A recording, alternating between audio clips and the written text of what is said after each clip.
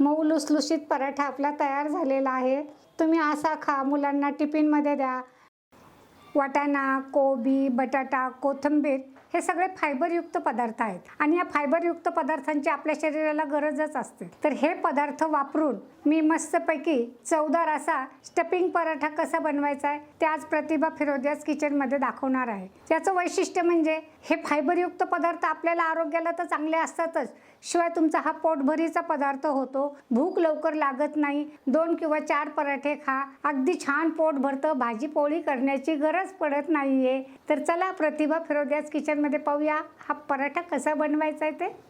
पराठा बनवण्यासाठी येथे मी जी नेहमीची भाजीची वाटी दाखवते ते 2 वाटी गच्च भरून कोबी या किसणीच्या या बाजूने किसून घेतला। आपल्याला कोबी किसूनच घ्यायचा आहे, मिक्सरवर बारीक करायचा नाही, नाहीतर त्याचा लगदा होतो आणि खूप पाणी सुटतो।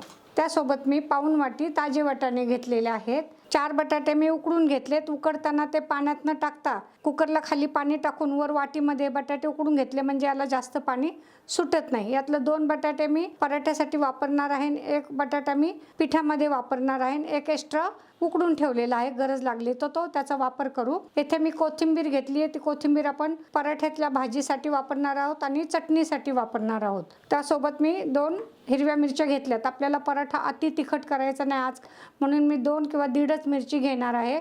सोबत 4-5 लसणाच्या पाकळ्या घेतल्यात। कोबी फार उग्र असतो, म्हणून तुम्ही लसूण हवं तर वापरा, नाही वापरला तरी चालेल। थोडंसं मी चवीला आलं घेतलेलं आहे आणि चव वाढवण्यासाठी थोडं आपल्याला लिंबू पिळायचं आहे। कोबीमध्ये थोडंसं मीठ घ्यायचं आहे आणि कोबीमध्ये व्यवस्थित मिक्स करून घ्यायचं आहे आणि 10 मिनिटं हा कोबी असाच राहू द्यायचा आहे। त्याच वाटीने मी साधारण 2.5 ते 3 वाटे आपल्याला पीठ घ्यायचं आहे गव्हाचं, ते चाळून घ्यायचं आहे आणि थोडंसं जरी जास्त झालं तर त्याचा साधा पराठा नंतर करता येतो। येथे मी अर्धा ते पाऊण चमचा ओवा हातावर चुरडून घेतलेला आहे, त्याच्यामुळं पराठ्याची चव अतिशय छान येते। चवीनुसार आपल्याला यामध्ये मीठ घ्यायचं आहे। मिश्रण सगळं एकत्र करून घ्यायचं आहे। 1 चमचा तेलाचं मोहन घेतलेलं आहे। किसणीला तेलाचा हात लावून त्यामध्ये 1 उकडलेला बटाटा किसून घ्यायचा आहे। साधारण 1.5 बटाटा मी किसून घेतलेला आहे।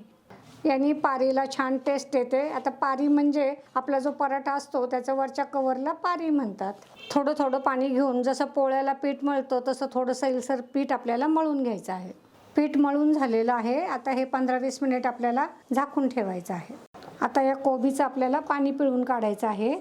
कोबीचं पिळून पाणी काढलेलं आहे। जर तुम्ही सूप बनवत असाल तर सूपमध्ये हे पाणी वापरू शकता, किंवा तुम्ही याच्यामध्ये भरपूर पाणी घालून झाडांना खत म्हणून पण देऊ शकता। हिरवी मिरची, आले व लसूण आणि थोडंसं जिरं आपल्याला मिक्सरवर बारीक करून घ्यायचं आहे। कोथिंबीर स्वच्छ धुवून घेतली आणि काड्यासहित आपल्याला ती बारीक चिरून घ्यायची आहे।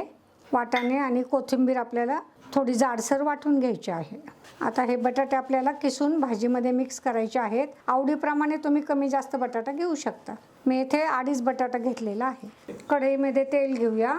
तेल तापलं की थोडं आपण जिरं घ्यायचे, थोडा हिंग घेतलाय, लसूण हिरवी मिरचीची पेस्ट घ्यायची आहे। कच्चेपणा जाऊपर्यंत हे 1 मिनिट परतून घ्यायचं आहे। यामध्ये कोबी, वाटाणा कोथिंबीरीचं मिश्रण, अख्खा वाटाणा असेल तर बाजूला काढून घ्यायचं आहे। हे परतून घेऊया, म्हणजे यातला पाण्याचा अंश कमी होईल। कोबीचा असा जाड तुकडा आला तर तो बाजूला काढायचा आहे। पाव चमचा ते थोडीशी जास्त हळद घेतलेली आहे। अर्धा चमचा गरम मसाला घेतलेला आहे। साधारण 1.5 ते 2 चमचे धना पावडर घ्यायचे आहे। थोडी कसुरी मेथी आणि थोडी आमचूर पावडर घेतली आहे। याने या पराठ्याला एकदम छान टेस्ट येते। आणि अगदी थोडंसं मी लिंबू पिळणार आहे। आपण कोबीला अगोदर मीठ लावलेलं होतं, त्यामुळं आता बेतानीच मीठ घ्यायचं आहे। येथे तुम्ही साध्या मिठाऐवजी सैंधव मिठाचा पण वापर करू शकता। किसलेला बटाटा घेऊया आणि हे मिश्रण सगळं व्यवस्थित एकत्र करून घ्यायचं आहे। मी अर्धा चमचा जिरा पावडर घेतलेली आहे। जिरा पावडर टाकल्याने त्याला टेस्ट तर छान येते, पण पोटाला एक थंडावा पण मिळतो।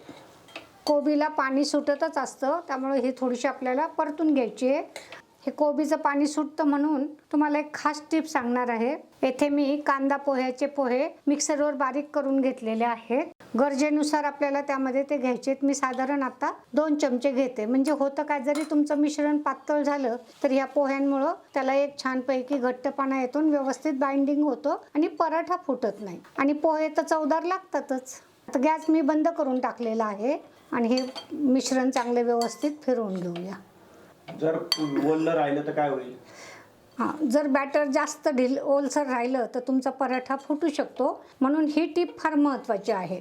हे असं मिश्रण तुम्ही बनवून सकाळी बनवून जर थंड करून फ्रीजमध्ये ठेवलं आणि संध्याकाळी पराठे केले तरी याचे पराठे छान होतात. गॅसवरून मी कढई खाली घेतली आणि थोडा वेळ इथं कढईतच आपल्याला हे थोडं परतून घ्यायचं आहे आणि थोड्या वेळ कढईतच राहून द्यायचं, म्हणजे त्याचा ओलसरपणा कमी होतो. पिठाला तेलाचा हात लावून थोडंसं आपण पीठ मळून घेऊया. तुम्ही जितकं पीठ मऊ करताल तेवढं पराठ्याचं कव्हर एकदम छान होतं. अशा पद्धतीचं पीठ हवं आहे. पीठ खूप घट्ट झालं असेल तर थोडा पाण्याचा हात लावून पीठ थोडंसं ढिल्लं करून घ्यायचं आणि फार पातळ झालं असेल तर थोडंसं पीठ टाकून थोडं घट्ट करायचं. मध्यम आकाराचे साधारण 9 ते 10 गोळे होतात. आता आपल्याला पराठा बनवायला आपल्याला तुम्हाला किती मोठा पराठा बनवायचा आहे त्या हिशोबाने तुम्ही पीठ घ्यायचे. उंडा घेऊन अशी त्याची वाटी तयार करायची आहे. मध्ये थोडंसं पीठ जाड ठेवायचा म्हणजे आपला पराठा लाटताना फुटत नाही. आता गोळा असा ठेवायचा आणि अगदी याला थोडंसं चिमूटभर पीठ असं भुरभुरायचं म्हणजे तो पराठा आपला छानपैकी फुगला जातो. आणि जसं आपण मोदक करताना जसा गोल गोल फिरवत मोदक बनवतो त्या पद्धतीनेच आपल्याला हा पराठा तयार करायचा आहे. हां, सारण असं बोटाने आतमध्ये दाबायचं हळूहळू. कोणती घाई गडबड करायची नाही. चांगला पदार्थ तयार होण्यासाठी पेशन्सची पण तेवढीच गरज असते. हे पाशी तोंड व्यवस्थित मिळवली, असं पूर्ण तोंड व्यवस्थित छानपैकी चिकटवलं आणि असं दाबलं की मग तो पराठा व्यवस्थित होतो. थोडासा पिठाचा हात घेऊन हा हातावरच या पद्धतीने तुम्हाला असा मोठा करून घ्यायचा आहे. गरजेनुसार पीठ घेऊन आपल्याला हलक्या हाताने पराठा लाटून घ्यायचा आहे. फार पातळ पण करायचे नाही आणि फार जाड पण करायचे नाही. जास्त पीठ झालं तर असं घेऊन पीठ झटकून काढायचं. गरजेनुसार गॅस आपल्याला कमी जास्त करायचा आहे. तेल वापरा किंवा शुद्ध तूप वापरा. मी इथे शुद्ध तुपाचा वापर केलेला आहे आणि पराठा उलटा केला आहे. दोन्ही बाजूला तूप लावून आपल्याला हा पराठा खरपूस भाजून घ्यायचा आहे. गॅस फुल ठेवायचा नाही, मध्यम ते बारीक गॅसवरच हे पराठे तयार करायचे. मस्तपैकी पराठा अगदी खरपूस भाजला गेला आहे. शिवाय माझ्याकडे हे 2 उलटण्या आहेत. काय होतं, ह्या उलटण्याने पराठा व्यवस्थित लाटला जातो. पोळी म्हणा, पराठा म्हणा, स्टफिंगचे पदार्थ यांनी छान होतात आणि यांनी जर करायला गेलं तर ह्या कॉर्नरने आपला पराठा पोळी फुटू शकते. कोणते वस्तू वापरायचं हे पण आपल्याला समजलं पाहिजे.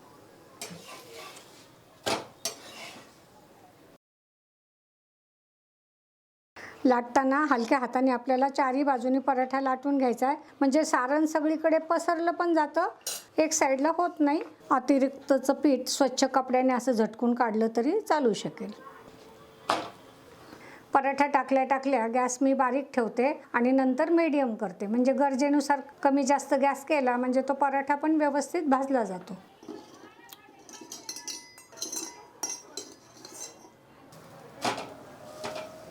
तुम्हाला सुरुवातीला पराठे बनवताना मोठे पराठे करायचे जमत नसेल तर अगदी छोटे छोटे पुरी एवढे जरी तुम्ही पराठे केले तरी पण चालेल, ते पण छान होतात. वरती आलं की एकदम व्यवस्थित दाबत चालायचं, म्हणजे तोंड चांगले बंद होतात. नंतर आता जर तुम्हाला वाटते की सारण पातळ झाले तर तुम्ही त्यामध्ये थोडं चमच्याभर पोह्याची पावडर टाकायची आणि त्या सारणात मिक्स करायची. एकदम छान होतात पराठे, बिघडायचा प्रश्नच येत नाही. पीठ व्यवस्थित झाले, सारण व्यवस्थित झाले, त्यामुळे पीठ मी जास्त लावलेलं पण नाही आहे, तरी पण हा पराठा सहज लाटला जातो. मस्त आपला टम्मपैकी पराठा फुगलेला आहे.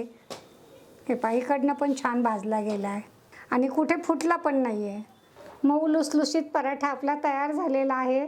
तुम्ही असा खा, मुलांना टिफिनमध्ये द्या, लोणच्या बरोबर खा, सॉस बरोबर खा, चिंचेच्या चटणी बरोबर खा किंवा हिरवी चटणी कोथिंबीर पुदिन्याच्या चटणी बरोबर खा. अतिशय खायला छान लागतो. आम्ही तर मस्तपैकी मसाल्याची कढी बनवलेली आहे, त्याबरोबर आम्ही हा पराठा खाणार आहे. त्याची पण रेसिपी मी कढी पकोड्याची रेसिपी दिली आहे, तिथे ते कशी कढी बनवायची ती पाहू शकता. हे आतमध्ये पूर्ण स्टफिंग आपलं गेलेलं आहे, मग त्यामुळे हा पराठा खायला एकदम छान लागतो.